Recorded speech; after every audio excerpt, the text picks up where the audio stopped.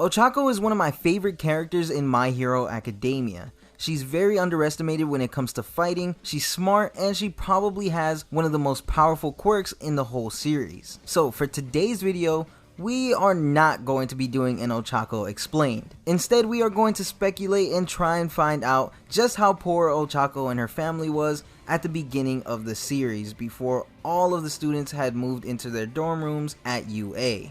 Also, since we don't know Ochako's parents' living situation besides the fact that they don't live with her, we are only going to try and figure out how much a month they were paying for Ochako to live on her own, as well as going over Ochako's many different ways to try and save money.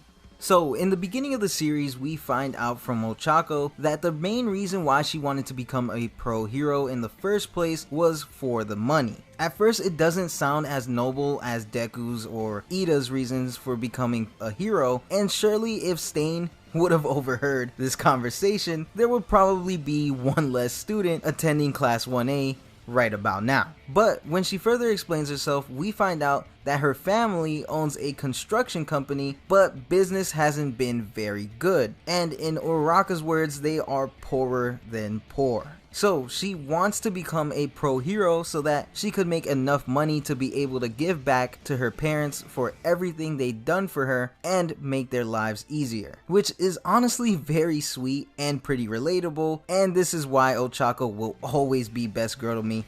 I don't care. Alright, so with all this background out of the way, we are finally going to be getting into the fun part of the video where we speculate and try to find out just how much Ochako's struggling parents were paying for their daughter to live on her own. And we are specifically going to be looking at her apartment, phone, and her meal plan. So after the sports festival was over, we got to see a little bit of the inside of Ochako's apartment. Now, we actually barely get to see the inside of her apartment, but we get to see enough to know what we need to look for in our apartment search. So first we need to match her apartment to a similar apartment in Tokyo, Japan. In real life, that is pretty cheap. Also, the reason why we are using Tokyo, Japan is because Musutafu, Japan, where My Hero takes place, doesn't exist and is just one of the many Star Wars references in My Hero Academia, and since Musutafu is supposedly located near Tokyo, then we have to look for an apartment in Tokyo. So what we are going to be looking for is an apartment that has one bathroom, a kitchen, and a balcony, since in the manga and anime those are really the only three things that we can spot when Ochako's parents come rushing out of the dark hallway scaring her. And so far, the apartments that look very similar to the inside of her apartment range around $500 to $800 a month. Since Ochako says that her parents are poorer than poor, I'm gonna say that she probably lives in an apartment that costs around 50,000 yen a month.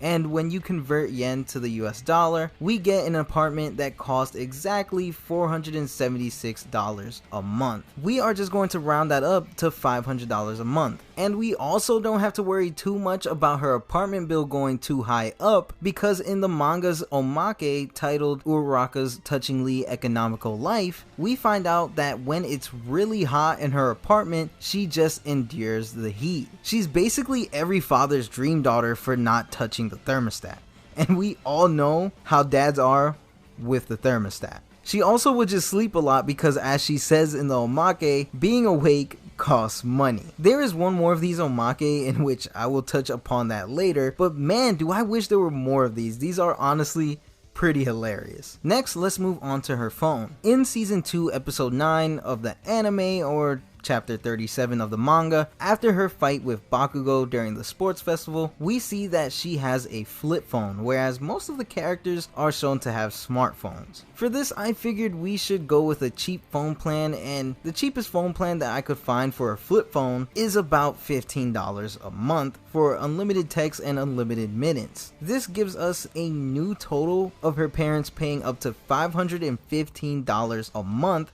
just for Ochako alone. And just a quick reminder for you guys, we are not doing Ochako's parents because we don't know their living situation. So far they are paying a total of $515 just for Ochako alone. Now, with the apartment and phone out of the way, we can finally move on to her meal plan. For this, we just flat out get our answer from that third omake that I mentioned earlier. And the omake states that she just doesn't eat. Well, okay, so even though the omake is correct that Ochako sometimes doesn't eat, we do know that she does get some sort of allowance from her parents so that she can buy groceries. We know this because from the first School Briefs light novel, we get a short story of Ochako grocery shopping. And after the sports festival, we also see her coming home after doing some grocery shopping. So we do know that she does sometimes eat at home besides eating lunch at school. The real question is, how much does she have to spend on food for that month? Well, it's pretty simple. 10% of the $515 that goes into the bills will be added on for her meals. The reason why is because normally when budgeting, 10% of what you make should normally go into groceries. Seeing as Ochako's parents are the ones paying for everything and are probably just as good as Ochako when it comes to saving money, no, like literally in the Ultra Analysis data book, Ochako has an S rank in saving money. But her parents are very caring, so of course they will send whatever they can to their daughter, even if it's not much. Also, they probably don't have to worry too much about Ochako starving to death since Ochako eats lunch at school. So at least 5 days out of the week, she is eating something. So 10% of 515 is $51.50, meaning that we get the grand total of Ochako's parents paying at least $566.50 a month for Ochako to live on her own, with $515 going straight into bills and $51.50 going into groceries. Like I mentioned earlier, Ochako is basically a master at saving money, with her having an S rank in the saving money category in the Ultra Analysis data book. In the School Briefs light novel, we see that Ochako tends to try and get the most out of her dollar by getting groceries that are heavily discounted, usually by more than half of the original price. She also states that a single piece of mochi is enough to keep her full for the rest of the day when she doesn't feel like cooking. And she states, and I quote, "Cause for me, the difference between 1 and 2 even would be huge. We're talking about surviving a whole extra month for each pack," end quote. So basically with her saving money, some of the money left over from the $51.50 is going to help out a lot when next month rolls around.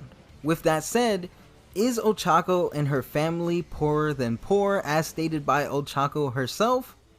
Yes, Ochako was basically living off of the bare minimum. When Class 1A first moved into their dorms, we got to see all of their rooms, and what they had at home is what they put in their dorm rooms. So what we see in Ochako's room is most likely everything she had in her apartment, and there's really not much. The only valuable things she had were her TV, table, and a fan. Also keep in mind that the drawer, desk, chair, and bed is all provided by UA. But the bright side in all of this, with her and all of the students having moved into the dorms, it most likely gave Ochako's parents some more money to work with, since now they don't have to be paying rent for Ochako's apartment anymore.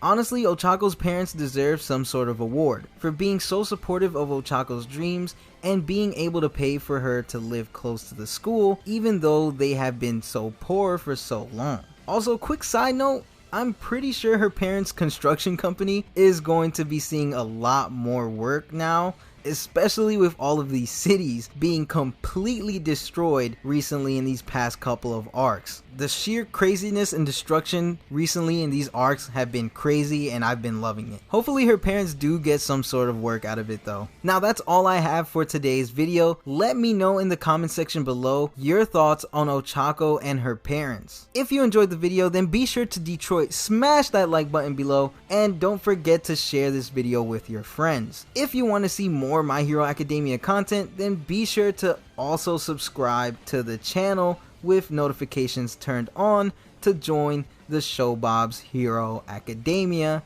to become my hero. Doing all of this really does help the channel out a lot, and it's always appreciated. You can also follow me on Twitter at Showbobs5 so we can talk more about My Hero or just any other anime / manga all day long. Remember to stay plus ultra, and I'll see you guys in the next one. Peace.